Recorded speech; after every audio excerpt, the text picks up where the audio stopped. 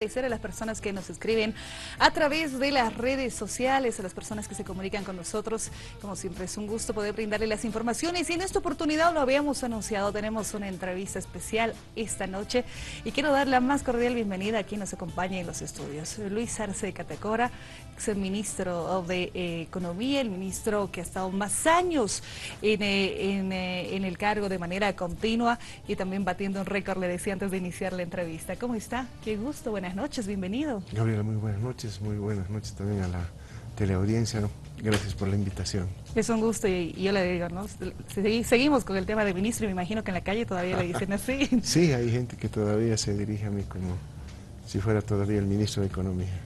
Bueno, qué gusto que nos acompañe y la verdad, en esta entrevista nosotros queremos abordar varios temas, entre ellos, y el primero porque estamos a muy poco de haber cumplido 192 años de la independencia de Bolivia. Hemos escuchado un mensaje de las autoridades, de la primera autoridad del país, y nos gustaría conocer, precisamente por el perfil que lo ha caracterizado durante todo este tiempo que ha seguido y sigue apoyando este trabajo, ¿cómo evalúa estos 11 años de gestión junto a las autoridades? Muchas gracias por la oportunidad de hacer esta evaluación de 11 años de economía de nuestro país.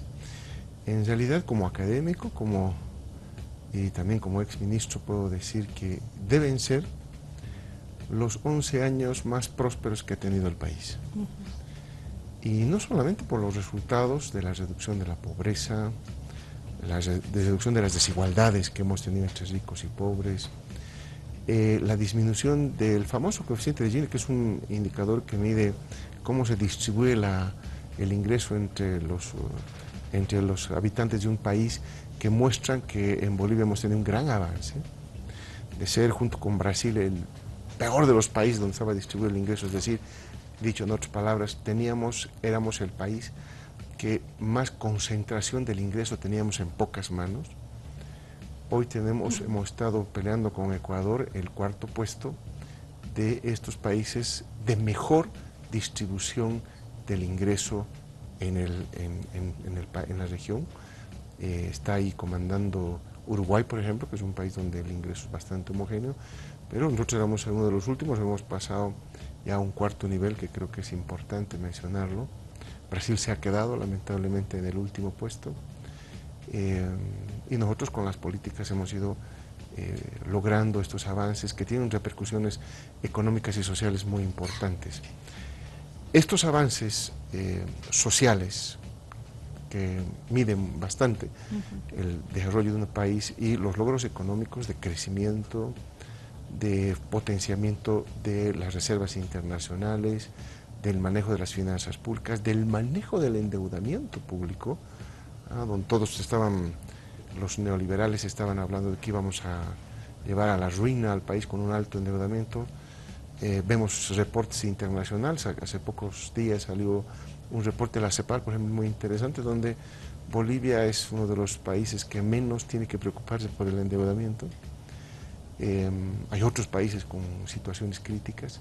En fin, ha habido indicadores sociales y económicos que muestran el progreso. Y sobre todo, que creo que esto es lo más importante, el país, yo estoy estudiando economía desde el año 1982, ¿no?, en la Universidad Mayor de San Andrés. He revisado la historia económica de nuestro país como parte de las investigaciones que hacía, y en ninguno de estos años hacia atrás Bolivia tenía claridad de qué perfil de país quería construir, hacia dónde quería ir y cómo quería hacerlo.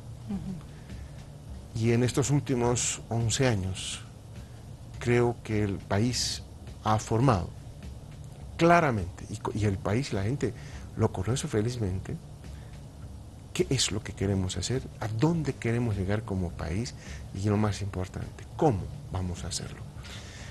Entonces, esto es fundamental, porque si uno quiere construir un país, tiene que saber dónde está yendo ese país y ver las potencialidades, las debilidades que tenemos, y en marco de todo eso diseñar, como ha habido la Agenda 2025, que es un camino muy claro de hacia dónde queremos llegar, que no lo hemos visto en muchísimos años. Hubieron planes que en el pasado hicieron, pero hicieron extranjeros, con una visión totalmente diferente y además planteando lo que estaba de moda en ese momento, como el plan Bohan, en fin, varios planes que se hicieron en el país, pero que tenían muchísima influencia extranjera.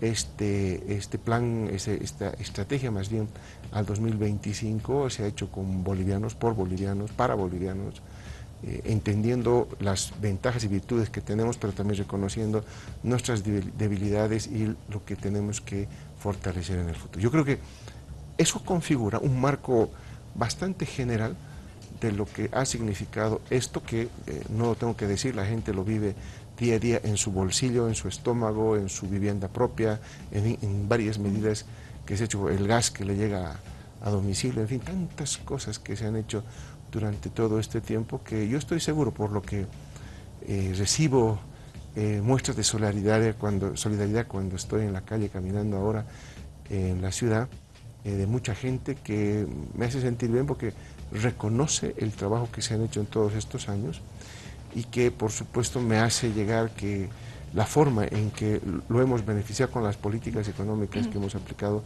desde enero del 2006 hasta el momento, donde la gente se siente mejor, hay una mejora en la calidad de vida de los bolivianos, de lo cual por supuesto estamos muy contentos porque ese fue el objetivo desde un inicio.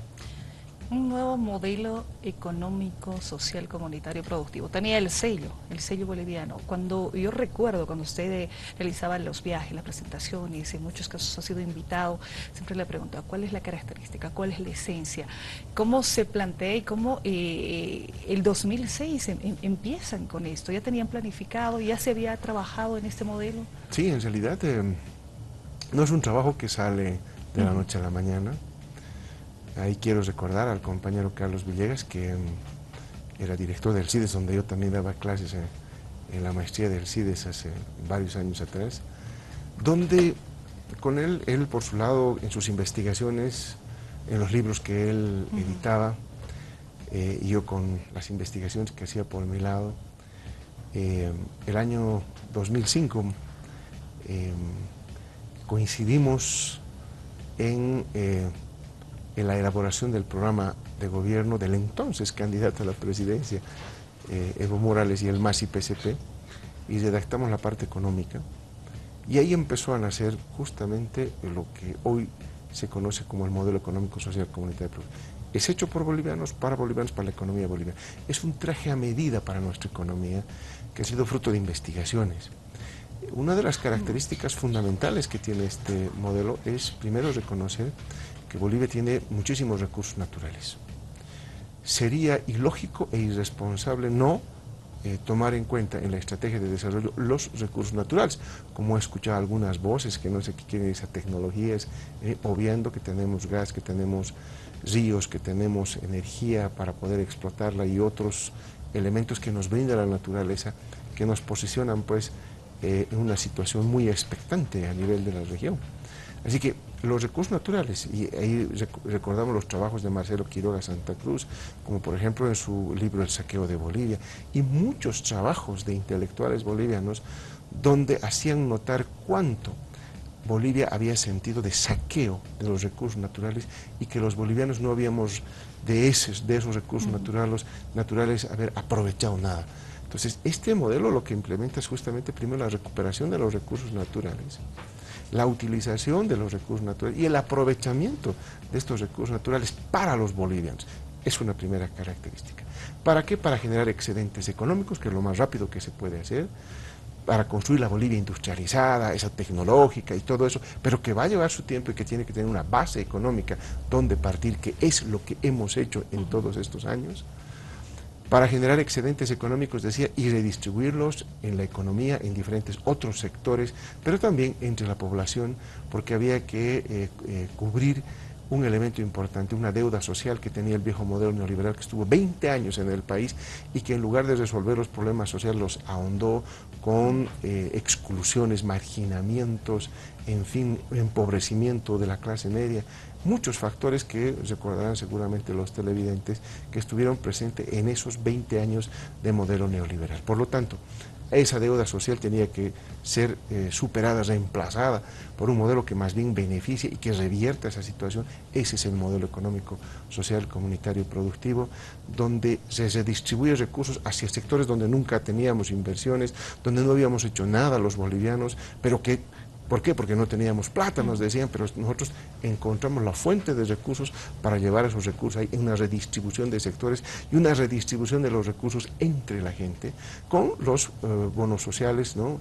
La política social, el bono Juancito Pinto, la renta dignidad, el Juan Azurduy, el seguro universal materno, en fin, todos esos elementos que se han incorporado ya en la economía nacional. Entonces, hemos hecho un proceso redistribuidor. ¿Para qué? Para erradicar la pobreza, para eliminar las desigualdades, pero una palabra fundamental del modelo Gabriela, que es muy importante que los bolivianos lo tengan presente, tiene que ver con la última, que es lo productivo. Nosotros hemos hecho algo diferente en la región, por eso es que no nos pueden juntar con cualquier otro modelo económico o sistema o políticas económicas que se haya dado en la región. Nosotros hemos enfatizado desde el primer día en lo productivo. Bolivia produce y produce cada vez más y mejor. De producir, como lo decía el presidente el pasado domingo, ¿verdad? De 9.000 millones hemos pasado a más de 34.000 millones de dólares. Eso es más producción. Eso no nos hemos inventado nosotros, es lo que los bolivianos habíamos podido producir y podemos todavía producir mucho más, y en eso hay que estar muy consciente de ello. Es cuestión y voluntad de los bolivianos de poder aumentar esa producción, porque cuando aumentamos es como si la producción fuera una tortita acá. Si nosotros nos distribuimos esta pequeña tortita, bueno, nos va a tocar pues, una tajadita delgadita, pero si empezamos a producir más y agrandamos la torta, la parte que nos va a tocar a nosotros los bolivianos va a ser una parte más gruesa de la torta, y eso es lo que queremos. Queremos agrandar la torta, producir más, redistribuir todo eso entre la gente para que todos vayan en un ritmo de mejora en la calidad de vida, en el nivel de consumo, en la calidad que vamos a dejar a nuestros hijos, y eso es lo que estamos haciendo de bueno en este modelo y en este gobierno. ¿Cuáles son esos puntos que considera Luis Arce que falta o que están débiles aún en este periodo? Bueno, el tema de la industrialización, cuando diseñábamos el modelo con Carlos, cometimos dos errores. Primero, pensar que la industrialización más bien iba a llegar más rápidamente de lo que realmente ha estado llegando al país. Bueno, no tomamos en cuenta muchos factores como el tema del recurso humano escaso, el recurso humano calificado escaso y además comprometido con el país, porque hay recursos humanos, pero muchos de ellos están comprometidos con un buen sueldo afuera, con una mejor opción personal antes que el país. Creo que nosotros hemos dado muestras, inclusive personales, de desprendimiento para seguir trabajando acá, porque acá se necesita el aporte, el apoyo al país. Y entonces ese fue uno de los problemas, uno fue de los errores de nuestros cálculos. Pero tuvimos otro error también, un error que tiene que ver con que subestimamos la capacidad de la demanda interna y la capacidad de las inversiones nuestras en el país, que fue lo que compensó al final, y el modelo en realidad fue más exitoso, justamente porque en la balanza la demanda interna fue mucho más grande que la lentitud con la que venía la industrialización.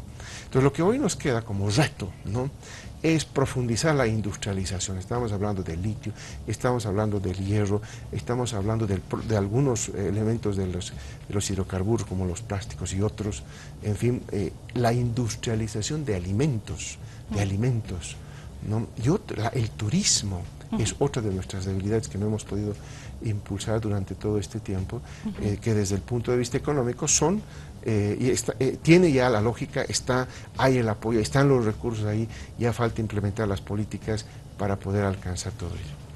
Ahora, un tema que va jugando, y por eso lo voy a mencionar, en redes sociales, por la circunstancia, por el contexto, se empezó a hablar mucho de Venezuela, ¿no? Y cuando los opositores dicen, ¿no?, ¿qué pasa con Bolivia? Seguro quiere llevar el gobierno a la misma situación por la que está pasando Venezuela. ¿Qué respondería ante este tipo de comentarios que surgen también en las mismas redes y por parte de algunos políticos? Bueno, cada país tiene una realidad diferente que hay que saberla entender. Las medidas que han aplicado en Venezuela, en Ecuador, en cualquier otro país son respetables y son soberanas desde cualquier punto de vista. Nunca yo voy a hacer un comentario público sobre lo que hacen otros países, pero queda claro que nuestro modelo tiene muchas diferencias con lo que ha ocurrido en Venezuela, con lo que ocurrió en Ecuador, con lo que ocurrió en el Brasil cuando estaba presidente Lula, presidente Rousseff, muy diferente a lo que ha hecho la señora Kirchner y el señor Kirchner en la Argentina. Somos un modelo sui generis, este es un modelo propio para nosotros, lo hemos hecho para nosotros. Hay muchos países del África y otros países que nos están tomando algunas medidas de lo que hemos hecho, sin duda, pero yo creo que la gran diferencia que tenemos es que hemos hecho un modelo propio para nosotros mismos, lo hemos diseñado nosotros y lo más importante, este modelo ha tenido éxito, ¿no? Somos un modelo exitoso. Yo, por ejemplo, siempre me he preguntado, los docentes neoliberales, ¿qué enseñarán en las universidades? Porque son modelos que no han tenido éxito en nuestro país. ¿Qué se enseña en la universidad? Se tiene que enseñar modelos exitosos. Nuestro modelo es un modelo exitoso. Le han pedido ya empezar a abordar, me imagino, también sobre el modelo, no solo en otros países. ¿Cómo reconocen los bolivianos cuando lo ven a usted o los mismos estudiantes? El análisis de un nuevo modelo que ha mostrado pues esos resultados positivos que nos señala. No, por supuesto, no. Yo creo que primero es importante ver la reacción de tanto docentes como estudiantes en las diferentes universidades, en el propio pueblo, de que no creíamos, no teníamos la autoestima los bolivianos de decir que podemos hacer las cosas por nuestra propia cabeza y además hacerlo bien, ¿no? Siempre nos habían acostumbrado a que tiene que venir un extranjero, un asesor que nos hable en inglés, en francés, en lo que fuera, para enseñarnos qué tenemos que hacer. Creo que hemos roto esa tradición que venía desde muchos años, que fue profundizada en los gobiernos neoliberales, porque nosotros no tenemos asesores, los asesores somos nosotros mismos, porque conocemos mejor la economía nacional que cualquier asesor extranjero, que cualquier organismo internacional, y podemos diseñar mejor las políticas conociéndonos a nosotros mismos, inclusive hasta las reacciones psicológicas más sencillas que ya son habituales, ¿no? En nuestro país. Por lo tanto, esa es una ventaja que tenemos en el modelo. Y que es una característica nuestra, que por supuesto es reconocida por estudiantes, por docentes, no solamente en nuestro país. Creo que hay más reconocimiento Eso afuera, le iba a decir. hay más reconocimiento afuera, en las universidades europeas, norteamericanas, las universidades de América Latina, donde me ha tocado ir a explicar el modelo, que en nuestro propio país. Y creo que eso es parte de la idiosincrasia boliviana. Sin duda. Un tema que me gustaría abordarlo, para conocer también su posición, que es complicado, un tema sensible en este momento, y es porque cuesta entender la dinámica, es el tema de impuestos nacionales. ¿Cómo se está manejando el tema impositivo en el país? Bueno, yo creo que hemos mostrado que el país puede administrar un sistema impositivo que en el pasado, durante 20 años, menos, 19 años que estuvo vigente el modelo neoliberal en la reforma impositiva, no pudieron hacer funcionar. Y nosotros hemos ido no solamente haciéndolo funcionar, sino que incorporando medidas que en el pasado no se atrevieron. Yo recuerdo, por ejemplo, el año 2006 tuvimos nuestro primer encontrón con el sector transporte cuando los hicimos tributar. Ese sector, recordará a la gente, no tributaba. Durante 20 años el modelo neoliberal nunca les hizo tributar. Nosotros los hicimos tributar porque estaban ahí vendiendo los pasajes y además muchas veces, como saben la gente, a precios bastante exorbitantes, y de esas utilidades y de esas ventas no se tributaba. Entonces ahora está claramente, es un sector que tributa. Hemos incorporado al tema de los juegos, hemos incorporado varios sectores, por ejemplo, hemos subido el impuesto al consumo específico, le hemos subido la alícuota a los bancos pagan más, ¿no?, que cualquier otra actividad en la economía, porque es una actividad que es bastante lucrativa y altamente especulativa. Entonces hemos ido mejorando sobre lo que ya estaba, para mejorar la carga impositiva, para que sea más equitativa, para que paguen aquellos sectores que no estaban pagando, y de pronto tengamos cada vez más un sistema impositivo más equilibrado, ¿no? Es decir, y más progresivo. Cuando digo progresivo quiere decir que revertamos la tendencia regresiva que había en la ley 843, incorporando estas modificaciones y empezando a abrir varias otras cosas también, en varias modificaciones que le hemos ido dando poco a poco a la ley 843 para hacerlo más progresivo, que quiere decir que los que ganan más van a pagar más y los que ganan menos pagan de acuerdo al tamaño de su bolsillo.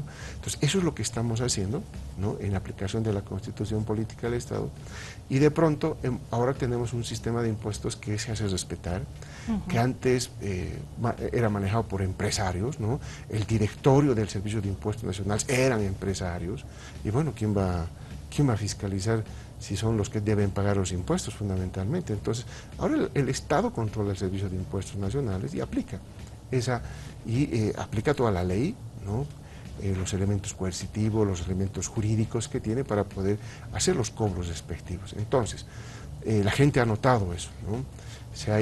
Y el perfil es muy claro, se hace un énfasis especial en los grandes contribuyentes, en los principales contribuyentes, que lo que en la jerga de impuestos se llama los gracos y los pricos, pero no se descuida a los otros sectores que, en la medida en que son pequeñitos, el Servicio de Impuestos Nacionales, por un simple tema de economías de escala, no entra a fiscalizar en detalle a esas empresas, pero en la medida que éstas van creciendo, que tienen más ventas, que tienen más utilidades, por supuesto que el Servicio de Impuestos Nacionales tiene que ir, y la gente dice, no, me están presionando, me están acorralando, pero es que ya creció, quiere decir que ya tiene un buen volumen de ventas, un buen volumen de utilidades, que no lo tenía hace 12 años atrás, entonces tiene que pagar, ¿no?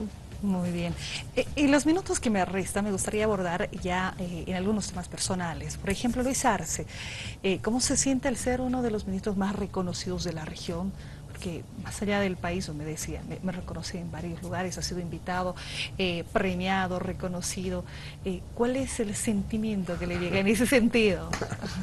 Bueno, primero, muy orgulloso de ser boliviano, muy agradecido al presidente Evo por haberme dado la oportunidad de conducir la cartera tan delicada como es la de la economía y finanzas públicas del país, y creo que cada vez cuando vamos a dar una conferencia al exterior y ponemos en alto el nombre del país, yo me siento muy orgulloso, y yo creo que todos los bolivianos se deben sentir, porque yo en los aeropuertos me encuentro con bolivianos muy contentos, bolivianos que viven en Argentina, que vienen para Bolivia, bolivianos que vienen en Brasil, que vienen para Bolivia, que viven en Estados Unidos, en España, en todo lado, en fin.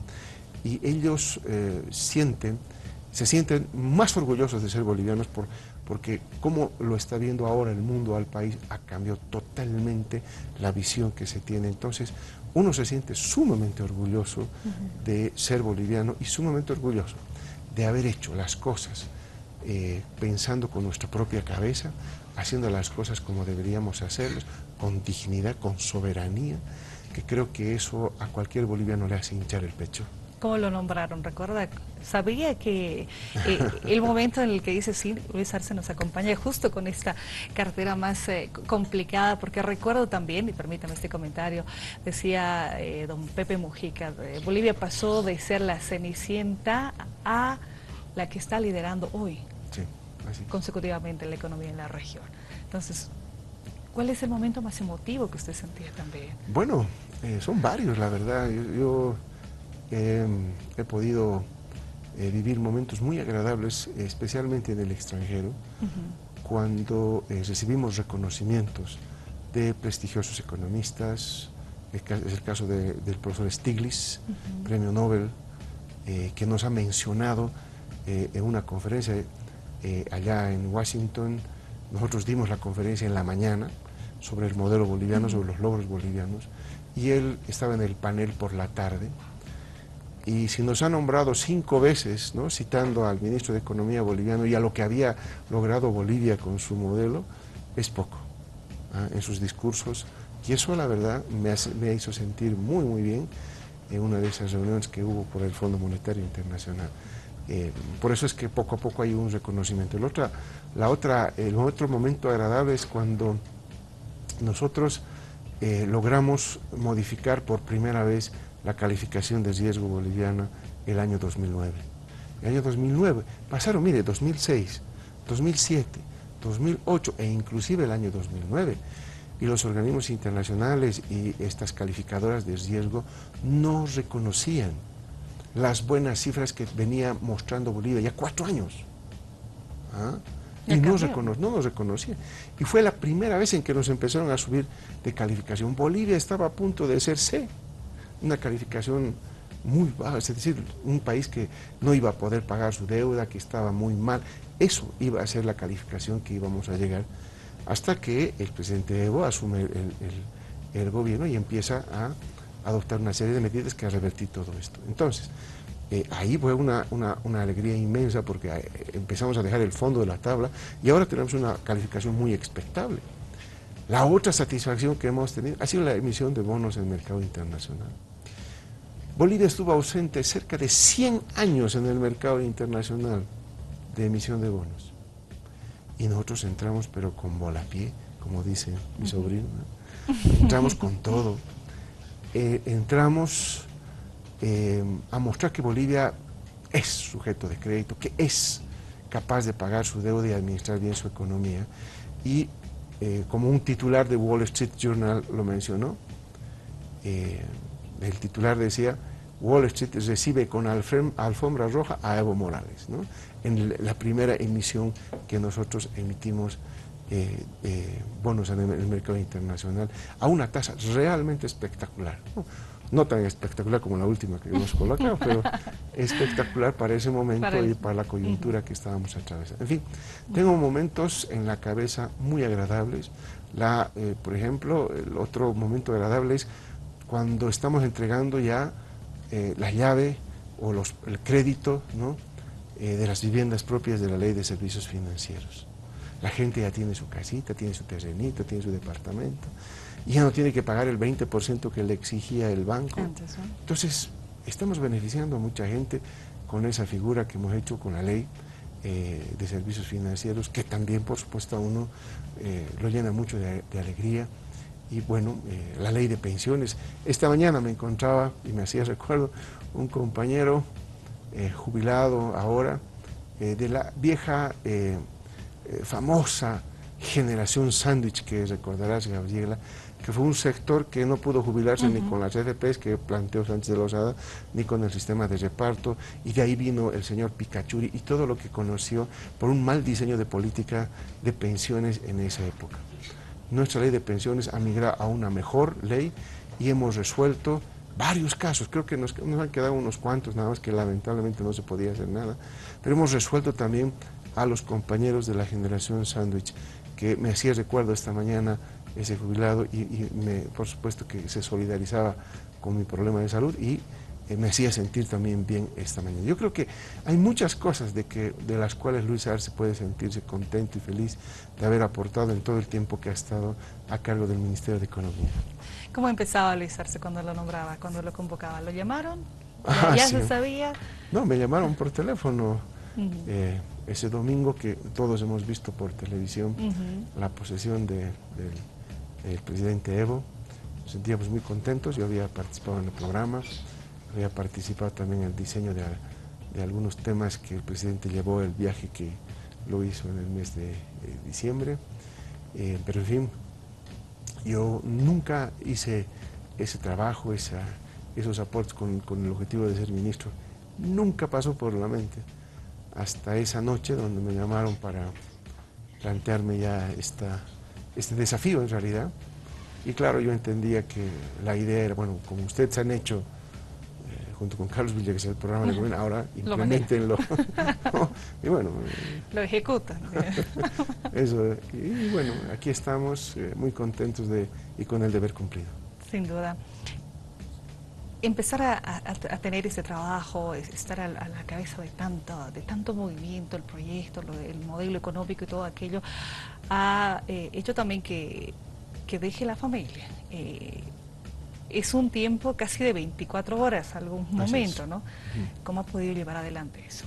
Bueno, ha sido un ritmo muy intenso.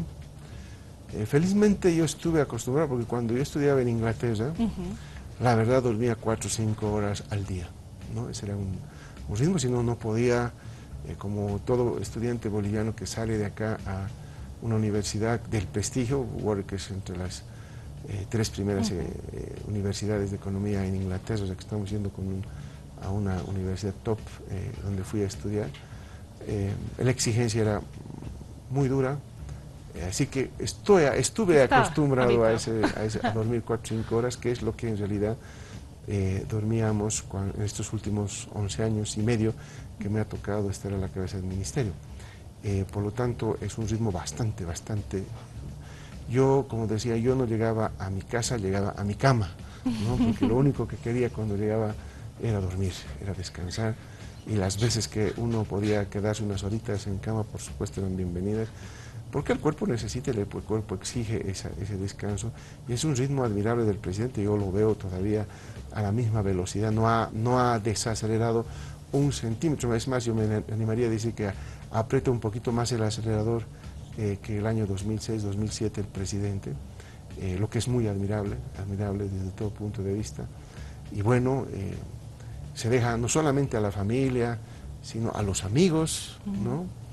Los amigos que uno frecuenta, con los que se divierte, con los que va a hacer actividades sociales, también se empieza a extrañar esa vida, ¿no? Porque además que uno no puede ir a ningún lugar porque está la prensa por encima, que los paparazzis y todo ello están. Entonces había que cuidarse, por responsabilidad sobre todo. Claro. Así que ese tipo de cosas uno empieza a privarse, empieza a dejar de hacerlas, y hay un descuido, evidentemente. No es sencillo, pero se lo hace con mucho esmero, con mucha dedicación, porque creemos que estamos haciendo una labor que va a beneficiar a los bolivianos. Esa es la idea, siempre lo fue. Así pensamos los socialistas, al menos, ¿no? Primero está la sociedad y después estamos nosotros, y yo soy el claro ejemplo de que eso ha ocurrido con mi propia vida. Así que es así nomás, son las cosas, pero bueno, muy contentos de haber aportado en su momento con todo lo que estuvo en mis manos. Porque me gustaría conocer también qué es lo que dice Luis Arce. Este último tiempo en redes sociales, no sé si tenemos las imágenes listas, se vio un tema de una casa. y empieza con la casa de Luis Arce, ¿no? ¿Y por qué voy con este tema? Porque las redes sociales tocan un elemento desde la información y todos los beneficios que tiene, y potencialidades que hay que saberlas apreciar, pero también está este tipo de información, o este tipo de comentarios que empiezan a surgir y bueno, hacen que, no sé, ¿qué le ocasionó cuando veía aquello? Bueno, las redes sociales son como los restaurantes, pues no, hay buenos y malos restaurantes. Y evidentemente le puede dar uno un buen uso como un mal uso en las redes. Porque esta era la imagen, ¿no?, que se mostraba. Sí, una casa muy conocida además, ¿no? Es la casa del ex prefecto José Luis Paredes, que se lo ve ahí cuando uno va en el teleférico verde, ¿no? Y bueno, pues siempre es un punto de atracción cuando uno está pasando por ahí, y todo el mundo dice, esa es la casa de José Luis Paredes. Y bueno, por las declaraciones que hizo el presidente en algún medio de comunicación, empezaron a especular, claro, porque decían que cuando yo había dejado el cargo me estaba yendo porque la economía se había caído, o se estaba cayendo, me había robado dinero, me estaba yendo con todas las reservas internacionales. Se han hablado todo, han especulado, han dicho que nunca iba a volver, que me iba a desaparecer, ¿no? Haciendo semejanza a lo que fue con Gone, a lo que fue con Manfred, a lo que fue con la gente que robó plata del país y que por supuesto no tiene pisada más en el país. Pero yo creo que se han debido dar cuenta. Yo estoy acá en Bolivia, no tengo ningún problema, porque yo no he robado, no he hecho nada. No somos de esa lógica, porque yo siempre parto de que la mejor enseñanza para mis hijos soy yo mismo. Entonces, ¿qué puedo exigir a mis hijos si yo voy a estar en esas cosas? Por lo tanto, mis hijos tienen la mejor enseñanza con el ejemplo de su padre.